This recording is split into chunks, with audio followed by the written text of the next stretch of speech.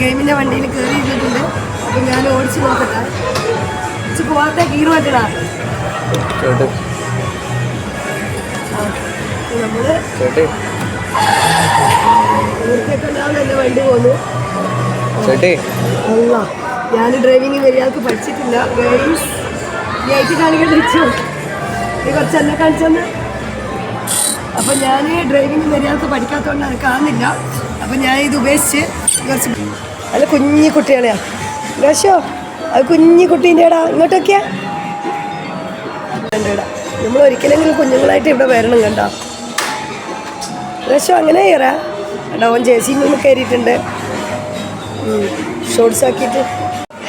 ഇത് കാർഡ് വെച്ചാലേ ഇത് പൊങ്ങും കേട്ടോ.